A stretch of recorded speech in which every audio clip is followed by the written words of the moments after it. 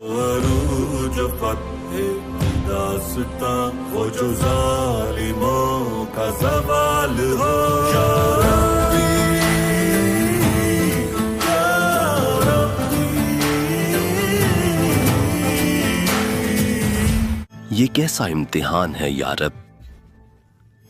उसका दिल मेरे दिल के अंदर धड़क रहा है, वो अभी भी जिंदा है, वो अभी तक सांस ले रहा है, मैं जानता हूं, लेकिन आपका ये खादिम भी आपसे मुत्तफिक है मेरे सुल्तान।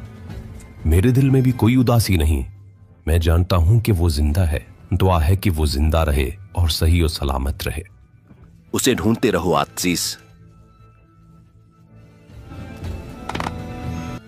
मेरे सुल्तान, मिस्र में जो आपके वफादार हैं और दिरगाम के खिलाफ हैं, उनकी मदद से शहवार की हिमायत करने वाले लोगों पर जुल्म रोक दिया गया है, लेकिन दिरगाम में कोई रहम नहीं है। बदकिस्मती से मौजूदा खबरों के मुताबिक खुसूसन वो लोग जो अहले सुन्नत के ताबे हैं, उनका वजूद खतरे में है मेरे सुल्तान।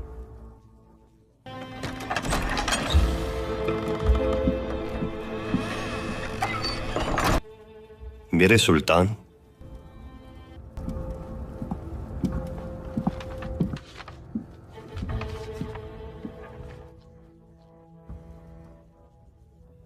ये बादशाह अमालिक की तरफ से है।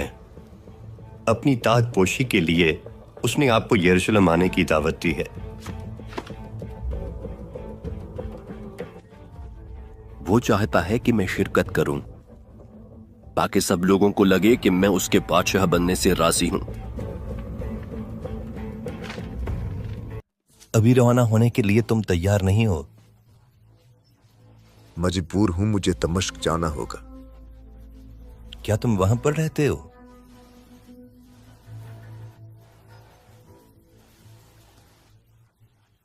तुम इस हालत में कहीं भी नहीं जा सकते। तुम मेरा रास्ता लंबा कर दोगे, लेकिन अगर तुम चाहो तो अपने घोड़े पर सवार करके तुम्हें रास्ते के इख्तिताम तक ले जा सकता हूं। तुम मुझे मफरूर हालत में क्यों लगते हो? अब ये बात कहां से आ गई? नहीं जानता। शायद तुम्हारे नाम की वजह से। यूनुस, मैं कुरान में पैगंबर यूनुस के किस्से को बहुत अच्छी तरह जानता हूं। जब उनको दिया गया फरीजा ज्यादा भारी हो गया तो वो अपनी कौम को छोड़कर भाग गए। तुम बताओ, तुम कौन से फरीजे से पीठ फेर रहे हो? नहीं मालूम। शायद इसके लिए मुझे भी किसी मछली के पेट में जाना होगा।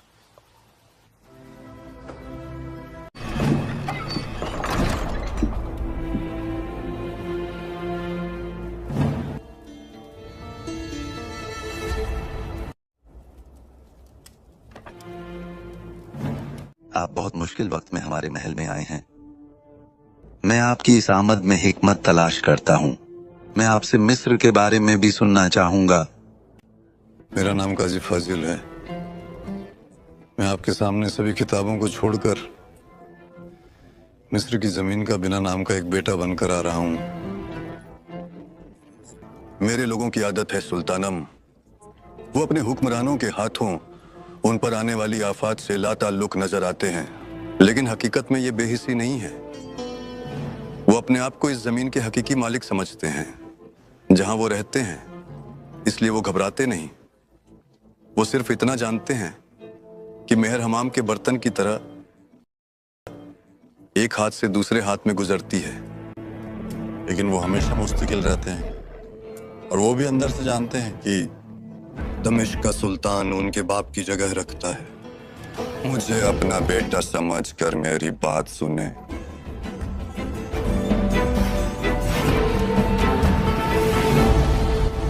हमने सुना था कि आप किताबत में माहिर हैं, लेकिन हमने देखा कि आप खिताबत में भी माहिर हैं।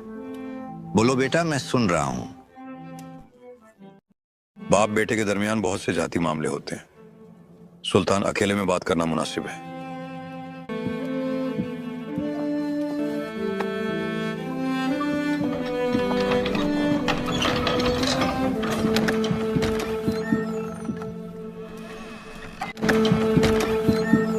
दीर्घाम ने सियासी तौर पर बहुत बड़ी गलती की है सुल्तान।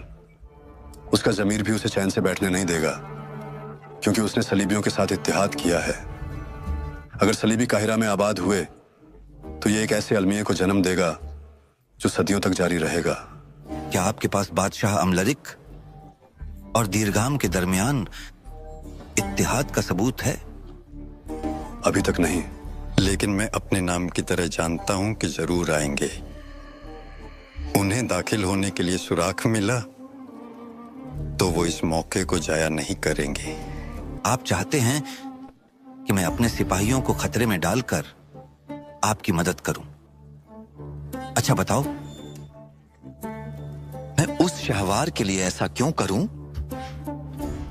कौन जानता है कि कल वो अपने फायदे के लिए मुझे धोखा देगा। अब क्या खलीफा, जो बदकिस्मती से अब सिर्फ एक कमजोर साया है, मेरा साथ देगा? काहिरा में मेरा मुकालमा कौन होगा? मिस्र की जनता की ओर से मैं आश्वासन देता हूं, अगर आप मदद का हाथ बढ़ाएं।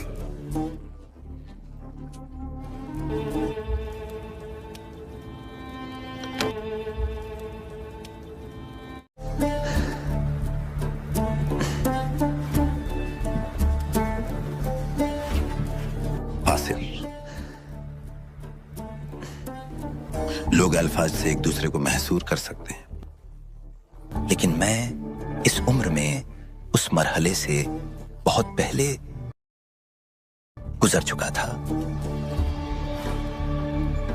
मेरी याददाश्त इतनी मजबूत है कि मुझे याद है कि ये फातिमी ही थे जिन्होंने कुद्स को सलीबियों के हवाले किया था। आलम-ए इस्लाम की मुश्किलात में इनका बड़ा हाथ है। उस पागल काफिर पर भरोसा करके वो समझते थे कि उन पर कोई आफत नहीं आएगी। उसने अपने हाथों से इस तौहीन की दावत दी। मैं मिस्र जरूर आऊंगा, लेकिन मैं सलीबियों के खेल के जरिए नज्म कायम करने नहीं, बल्कि फातिमी सल्तनत के वजूद को खत्म करने आऊंगा। उसका वक्त भी आएगा सुल्तान, क्योंकि आलम-ए-इस्लाम में आप वाहिद हुक्मरान हैं जो ये काम अंजाम दे सकते हैं। लेकिन अगर आप अभी मिस्र नहीं आते। मैं कई दिनों से इस बारे में सोच रहा हूं। मेरा यकीन और मेरा फैसला भी वाज़ेह है। जब तक अमीर सलाहुद्दीन गायब है, जंगी रियासत का मिस्र से कोई ताल्लुक नहीं। तुमने ये क्यों नहीं बताया कि तुम्हारा कोई दोस्त है? ये दमिश्क का रास्ता नहीं है। तुम कौन हो? शांत हो जाओ, शांत। तुम्हें उस कुएं से निकालकर पहाड़ की चोटी पर मारने के लिए नहीं लाया। रास्ते में कुछ टेम्पलर सैनिक थे, इसलिए मैंने इस रास्ते को चुना।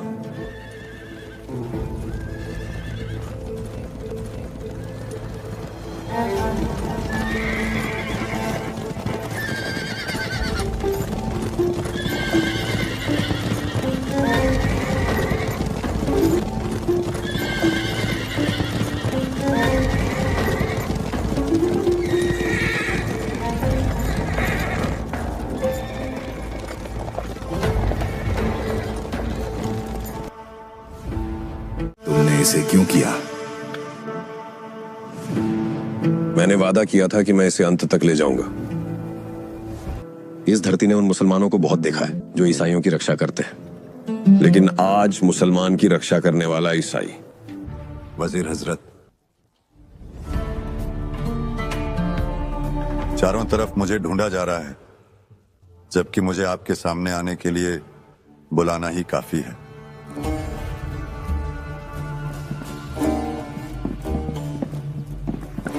अगर हमें पता होता कि आप कहां हैं तो हम बुलाते। हमें नहीं पता था, हमने ढूंढा। तुम कहां थे? जंगी सराय में। हमसे अलग होकर कुछ चुपचाप कर रहे हो। जिनार वजीर हजरत, अमीरों के मिस्र में हस्तक्षेप को रोकने के लिए मैं निकला। अल्लाह की इनायत से सफल हुआ। वैसे भी उनकी परेशानियां तो पहले से ही बढ़ी हुई हैं। अमीर सलातिन लापता है, रंग स्याही में हैं, यानी दिशाओं की बारी आएगी। उनके पास न हालत है न ही ताकत। मुझे कैसे पता चलेगा कि आप सच बोल रहे हैं? आपके जासूस जब कायरा के आसपास कोई सेना नहीं देखेंगे तो आप देखेंगे कि मेरी बातें सही हैं वजीर साहब। ये खुशखबरी है। अच्छा, उनके पास कार्रवाई करने की ताकत नहीं है, समझा? और तुम, क्या तुम्हारे पास अपने निर्माण दीवान की जिम्मेदारी निभाने की ताकत है?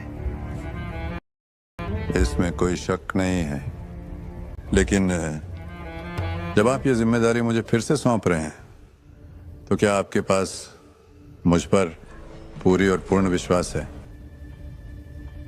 आखिरकार हम आमने सामने मिल सके। युद्ध के मैदानों में एक दूसरे को थकाने से हम थक गए। मेरी अच्छी नीयत का एक बयान के रूप में मैंने आपको यहां इसी दरवाजे पर स्वागत करना चाहा जहां पैट्रिक सोफ्रोनियस ने खलीफा उमर का स्वागत किया था। यरूशलेम में हमारे शहर में आपका स्वागत है सुल्तान नूरुद्दीन। यह शहर आपका नहीं है। सल्लल्लाहु अलैहि वसल्लम, हमारे पैगंबर हजरत मोहम्मद ने यहां सभी पैगंबरों की इमामत की और उन्हें नमाज पढ़ाई। तब से यरूशलेम हमारा है। हम यरूशलेम के हैं। इसके अलावा हमारे खलीफा हजरत उमर यहां शहर को प्राप्त करने आए थे। मैं शहर को कभी नहीं सौंपूंगा, लेकिन मैं खलीफा उमर की तरह एक ऐसा यरूशलेम बना दूंगा जहां सभी आस्थावान शांति से रह सकें। अगर तुम समर्थन करोगे तो हम इसे साथ में सुनिश्चित कर सकते हैं। मेरे राज्याभिषेक समारोह में शामिल होकर आपने हमें सम्मानित किया। मैं यहां समारोह के लिए नहीं आया हूं। मेरी सेना दीवारों के बाहर इंतजार कर रही है। मैं यहां अमीर सलाहुद्दीन का हिसाब लेने आया हूं। तो तुम गलत जगह पर हो सुल्तान नूरुद्दीन। मैंने भी सुना है कि वह गुम हो गया, लेकिन इस मामले में राज्य का कोई हाथ नहीं है। मुझे समझ नहीं आ रहा कि तुम मुझ पर शक क्यों कर रहे हो। मेरे हाथ में मेरी बहन का खून है सुल्तान नूरुद्दीन। शांति के लिए अपने सबसे करीबी को मारने वाला एक राजा, क्या वह ऐसा करने की कोशिश करेगा तुम्हारे हिसाब से? रानी विक्टोरिया को सत्ता की लालसा के कारण नहीं मारा है। इसका यकीन करने के लिए मुझे थोड़े समय की आवश्यकता है। सलाहुद्दीन के लिए बनाई गई साजिश जल्द या देर से सामने आएगी। दुआ करो कि इसमें तुम्हारा भी हाथ ना हो। मैं आशा करता हूं कि अमीर सलाहुद्दीन जल्द से जल्द मिल जाए। अगर मुझे उसका कोई सुराग मिलता है तो मैं तुम्हें यकीनन खबर कर दूंगा। इन जमीनों को शांति की जरूरत है और हम इसे कर सकते हैं। जब टेम्पलर नाइट्स मस्जिद अक्सा का उपयोग अस्तबल के रूप में कर रहे थे, क्या इसी तरह तुम यरूशलेम में शांति लाओगे? अमीर मेडूद ठीक कहते हैं। अपने लिए सोफ्रोनियस की सहारा लेने के बजाय हजरत उमर को काश आपको मार्गदर्शन मिलता। खलीफे को जब थोड़ी देर बाद खून से सना ताज पहनाने वाली चर्च में नमाज पढ़ने की पेशकश की गई तो उन्होंने कहा, अगर मैं यहां नमाज पढ़ूं तो मुसलमान इसे मस्जिद में बदल देंगे।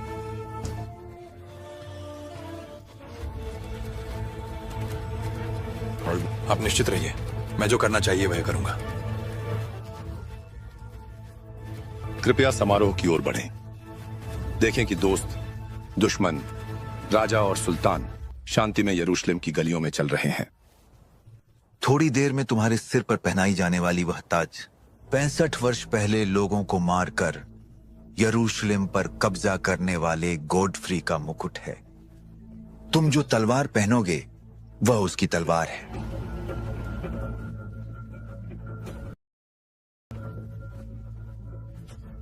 नूरुद्दीन जंगी उन मजलूमों का बदला लेकर सिर ऊंचा कर यरूशलेम की गलियों में चलेगा।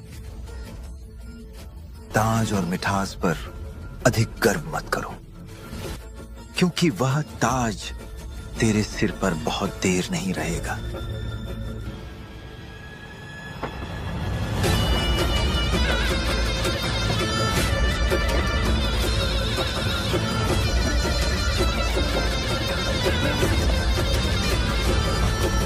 खून जो सुल्तान सलाहुद्दीन अय्यूबी की तलवार से टपक रहा था, वो साफ किए बगैर उसने तलवार नयाम में डाल दी।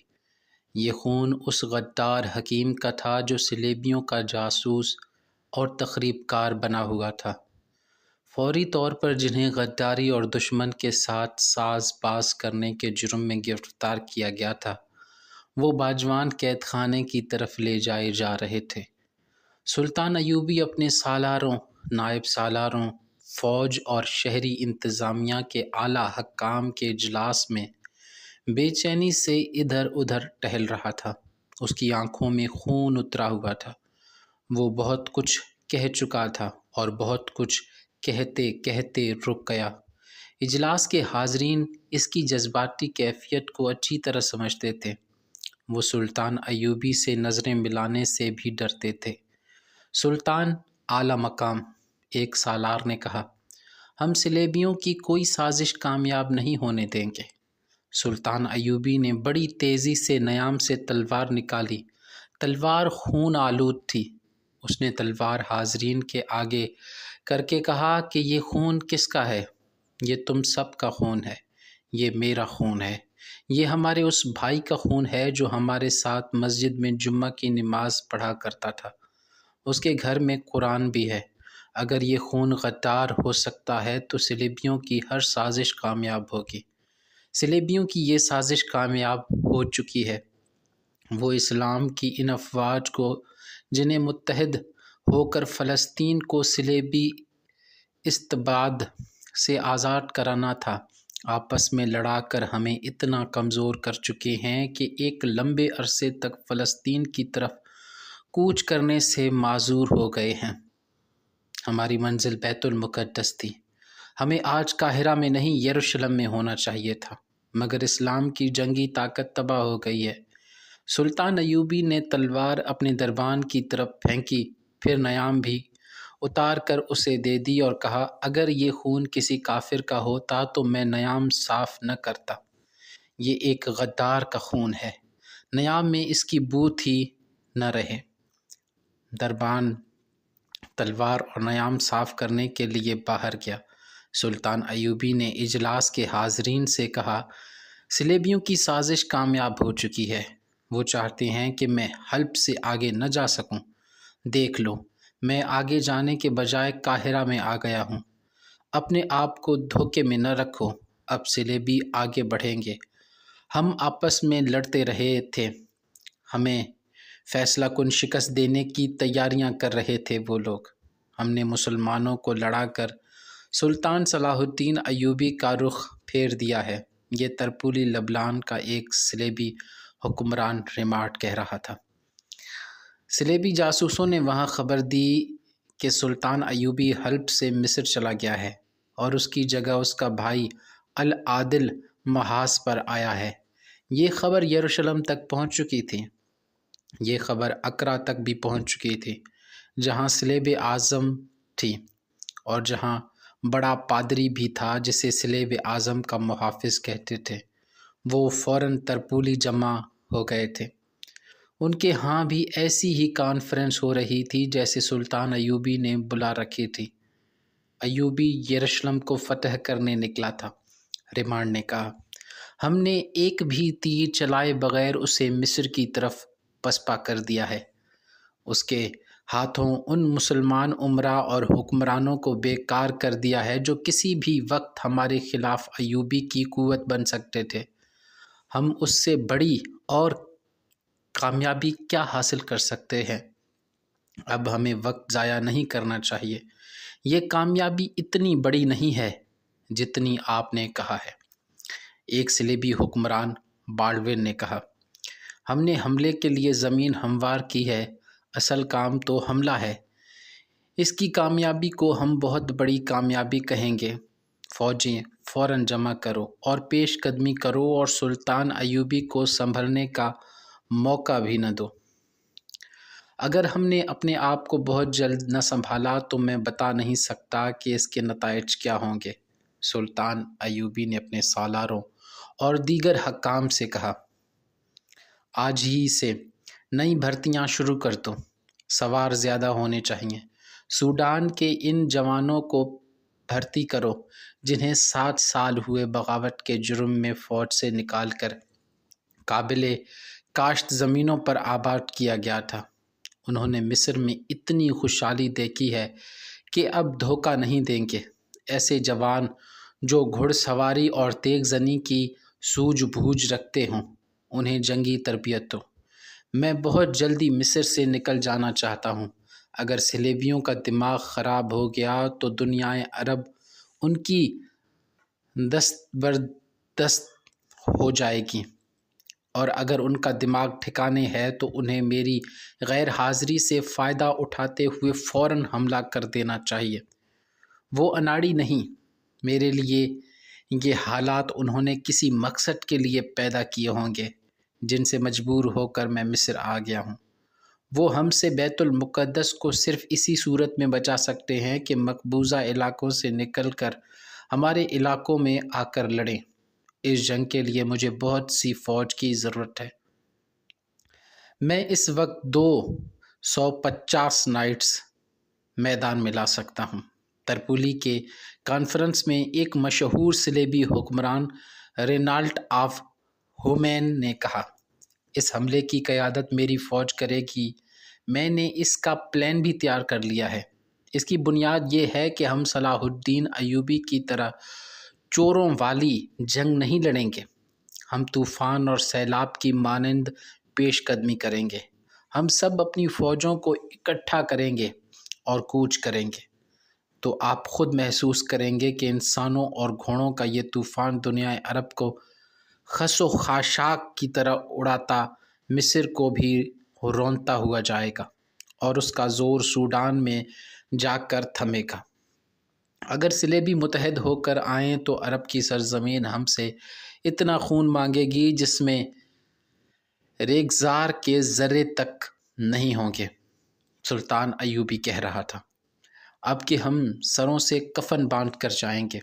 میرے رفیقوں، میری ایک حس مجھے بتاتی ہے کہ ہمیں پوری تیاری سے اور پوری طرح سنبھل کر میدان جنگ میں اترنا پڑے گا۔ ایوبی کو مصر میں الجھائے رکھنے کے لیے ہمیں تخریب کاری کی ضرورت ہوگی، ایک کمانڈار نے کہا، اور صلیبیوں کی انٹیلیجنس کے استاد ہرمن سے کہا، ہرمن، مصر پر اپنی گرفت اور سخت کر دو۔ مجھے توقع ہے کہ ایوبی چین سے بیٹھنے والا آدمی نہیں۔ اس کی فوج کا جانی نقصان بہت ہو چکا ہے۔ وہ فوری طور پر نئی بھرتیاں کرے گا۔ کوشش کرو کہ اسے بھرتی نہ ملے۔ اگر اس میں وہ کامیاب ہوا تو مصر کی فوج کے ذخیرے تباہ کرواتے رہو۔ وہاں کی فوج پر نظر رکھو۔ وہاں کے جاسوس سے کہو کہ صلاح الدین ایوبی کی ایک ایک حرکت کی اطلاع فوراً مجھے پہنچاتا رہے۔ اور ہرمن، ایک صلیبی کماندار نے کہا، مصر کی خبر ملے نہ ملے، زیادہ ضروری یہ ہے کہ یہاں کی خبر باہر نہ جانے پائے۔ ہمیں تسلیم کرنا چاہیے کہ ایوبی جس طرح میدان جنگ میں ہمارے لیے مصیبت بن جاتا ہے، وہ جاسوسی کے میدان میں بھی ہم سے بہت ہوشیار ہے۔ ہمارے درمیان اس کے جاسوس ہیں۔ یہاں کی مسلمان آبادی پر گہری نظر رکھو۔ کسی پر ذرا سا بھی شک ہو، اسے قید کر دو، قتل کر دو۔ تمہیں پورے اختیارات دیے جاتے ہیں۔ میں کسی کے دل میں نہیں اتر سکتا۔ دوسری جانب سلطان ایوبی کہہ رہا تھا، ایمان فروشوں کے سروں پر سینگ نہیں ہوتے۔ میں علی بن سفیان اور غیاث ببلیس کو اجازت دیتا ہوں کہ جس پر شک ہو وہ صلیبیوں کا جاسوس ہے تو اسے قتل کر دو۔ اگر اس پرچم کے نیچے ان غداروں پر رحم کرنا چاہو تو اسے قید میں ڈال دو۔ میں ان خیالات میں، ان حالات میں جب سلیبی متحد ہو کر نظر آ رہے ہیں کسی کو بخش نہیں سکتا۔ میں اب تحقیقات عدل و انصاف کے طور طریقے میں بدل دینا چاہتا ہوں۔ او علی بن سفیان، اس نے اپنی انٹیلیجنس کے سربراہ سے کہا، مجھے یقین ہے کہ تم نے مقبوضہ علاقوں میں اپنا جال بچھا رکھا ہے۔ سلیبیوں کے ہاں اپنے کچھ اور آدمی بھیج دو اور وہاں کے جاسوسوں سے کہو کہ کوئی خبر اور اطلاع زیادہ دیر تک اپنے پاس نہ رکھیں، خطرہ مول لیں اور تیر کی رفتار سے قاہرہ خبر پہنچائیں۔ مجھے اندھا نہ کر دینا علی بن سفیان، اور کوشش کرو یہاں سے کوئی خبر باہر نہ جانے پائے۔ اگر ہماری افواج کی کمان مشترکہ ہو تو ہم زیادہ بہتر اور مؤثر طریقے سے لڑ سکتے ہیں۔ دوسری جانب ریمارڈ اپنے آدمیوں سے کہہ رہا تھا، میں اتحاد پر زور دوں گا، مشترکہ کمان پر نہیں۔ رینالٹ نے کہا، مشترکہ کمان کے کچھ نقصانات بھی ہوتے ہیں۔ میدان جنگ میں ہمیں ایک دوسرے سے باخبر رہنا چاہیے اور ایک دوسرے کے راستے میں نہیں آنا چاہیے۔ ہم پیش قدمی کے لیے علاقے تقسیم کر لیں گے۔ احتیاط صرف یہ کی جائے کہ ہماری نقل و حرکت راز میں رہے۔ دونوں طرف جنگی تیاریوں کا ہنگامہ تھا۔ سلیبی اب کے سلطان صلاح الدین ایوبی کو فیصلہ کن شکست دینے کا عزم کر چکے تھے۔ سلطان ایوبی زخم خوردہ تھا۔ آپ تفصیل سے جان چکے ہیں کہ سلیبیوں کی شہ پر 3 مسلمان امراء سلطان ایوبی کے خلاف افواج کو فیصلہ کن شکست دے کر ان سے ہتھیار ڈلوائے اور انہوں نے سلطان ایوبی کی اطاعت قبول کر لی تھی، مگر اس فتح کو سلطان ایوبی امت رسول صلی اللہ علیہ وآلہ وسلم کی بدترین شکست کہتا تھا، کیونکہ سلیبیوں کی سازش کامیاب ہو گئی تھی۔ اس خانہ جنگی میں اللہ کے وہ 1000 سپاہی مارے گئے یا عمر بھر کے لیے اپاہج ہو گئے جنہیں فلسطین کو سلیب سے پاک کرنا تھا۔ اس دوران سلیبی فوج میں اضافہ کر لیا گیا تھا، فوج کو آرام بھی دے لیا گیا تھا اور جنگی تیاریاں مکمل کر لی تھیں۔ ان کا یہ دعویٰ بے بنیاد نہیں تھا کہ وہ طوفان کی طرح آئیں گے اور دنیائے عرب کو خس و خاشاک کی طرح اڑا لے جائیں گے۔ ان کے مقابلے میں سلطان ایوبی کی فوج کے تجربہ کار سپاہی اور کمانڈار شہید ہو چکے تھے اور وہ نئی بھرتی کی ضرورت محسوس کر رہا تھا۔ رنگ روٹوں کو لڑانا بہت بڑا خطرہ ہو سکتا تھا، مگر اس کے سوا اس کے پاس اور کوئی چارہ بھی موجود نہیں تھا۔ اسے مصر میں بھی فوج کی زیادہ نفری رکھنی تھی کیونکہ سوڈان کی طرف سے خطرہ تھا۔ اس کے علاوہ ملک کے اندر تخریب کاری اور غداری بھی زیادہ تھی۔ سلیبی طوفان کی طرح آنے کے پلان بنا رہے تھے اور سلطان ایوبی اپنے طریقہ کار جنگ سے ہٹنا نہیں چاہتا تھا۔ اس نے طے کر رکھا تھا کہ وہ شب خون مارنے اور ضرب لگاؤ اور بھاگو کے اصول پر لڑے گا۔ اب کے سلیبیوں نے ایسا پلان تیار کرنے کی سوچی تھی کہ جس میں سلطان ایوبی کا کمانڈو آپریشن کامیاب نہ ہو سکے اور اس کی فوج کو گھیرے میں لے کر آمنے سامنے کی جنگ لڑانے کی ترکیبیں سوچ رہے تھے۔ دونوں طرف یہ کوشش ہو رہی تھی کہ اپنی اپنی جنگی تیاری منصوبوں اور نقل و حمل کو راز میں رکھیں اور ایک دوسرے کے راز معلوم کریں۔ اس مقصد کے لیے دونوں کے ہاں ایک دوسرے کے جاسوس موجود تھے۔ سلیبی کمانڈاروں وغیرہ کو یہ تو معلوم تھا کہ ان کے درمیان سلطان ایوبی کے جاسوس موجود ہیں، لیکن ریمانڈ، والیے ترپولی اور دیگر سلیبی حکمرانوں کو یہ معلوم نہیں تھا کہ ان کی کانفرنس میں 2 مسلمان جاسوس موجود ہیں۔ پہلے بھی ان کا ذکر آ چکا ہے۔ ایک مسلمان راشد چنگیز تھا اور دوسرا فرانسیسی عیسائی وکٹر تھا۔ یہ اعلیٰ قسم کے ملازم تھے جو سلیبی بادشاہوں اور اعلیٰ کمانڈاروں کی دعوتوں وغیرہ میں شراب اور کھانے وغیرہ کی سروس کی نگرانی کرتے تھے۔ راشد چنگیز نے اپنا نام عیسائیوں جیسا ظاہر کر رکھا تھا۔ ترک ہونے کی وجہ سے اس کا رنگ یورپی باشندوں جیسا تھا۔ وہ بہت ہوشیار اور چرب زبان تھا۔ وکٹر کے متعلق تو کسی کو شبہ بھی نہیں ہوا کہ وہ عیسائی ہے۔ وہ فرانس کا رہنے والا تھا، لیکن اپنے آپ کو اس نے یونانی عیسائی بتایا ہوا تھا۔ سلیبیوں کی اس کانفرنس میں بھی دونوں اپنی محسوس وردی پہنے ہوئے تھے، کیونکہ سلیبی شراب کے بغیر کوئی کام کرتے ہی نہیں تھے۔ یہ دونوں شراب پیش کر رہے تھے اور ان کی باتوں کو غور سے سن رہے تھے۔ یہ باتیں بہت ہی قیمتی تھیں جو انہیں قاہرہ پہنچانے کے لیے بہت ضروری تھی، مگر یہ ابھی مکمل نہیں تھیں۔ وہ سلیبیوں کا پورا پلان معلوم کر کے قاہرہ پہنچانے کا ارادہ رکھتے تھے۔ علی بن سفیان کو اپنے ان دونوں جاسوسوں پر مکمل اعتماد تھا۔ حالانکہ وکٹر عیسائی تھا، سلیبیوں کو یہی خطرہ محسوس ہو رہا تھا کہ سلطان صلاح الدین ایوبی کو ان کے پلان اور نقل و حرکت کا علم ہو گیا تو وہ جگہ جگہ گھات لگا کر تھوڑی تھوڑی نفری سے ان کے طوفانی لشکر کو تباہ کر دے گا۔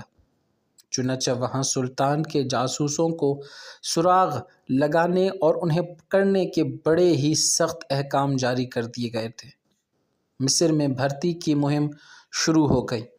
2-3 فوجی دستے تربیت دیے گئے جو ان علاقوں کے دوروں پر نکل گئے جن سے بھرتی مل سکتی تھی۔ فوج جاہو جلال اور جنگی مظاہروں اور تماشا و کھیل کا انتظام کیا گیا۔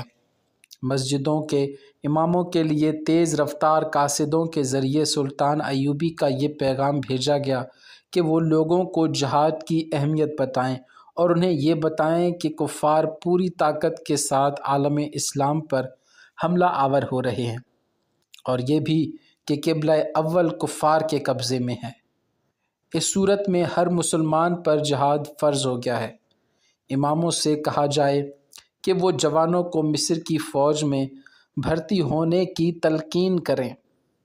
مذہب اور قوم کے وقار کے جذبے سے جوان سال آدمی بھرتی ہونے لگے تھے۔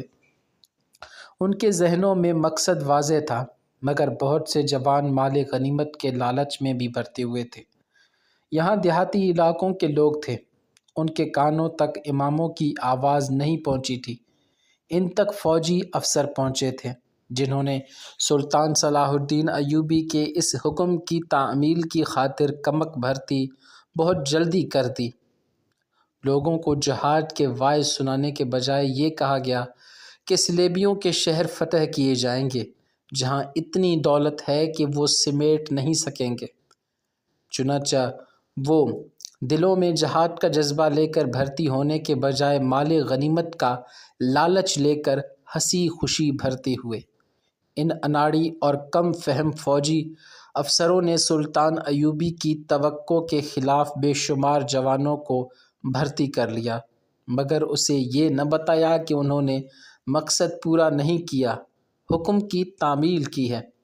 میدان جنگ میں جا کر یہ سپاہی سلطان صلاح الدین ایوبی کے لیے بڑا ہی تکلیف دہ مسئلہ بن گئے۔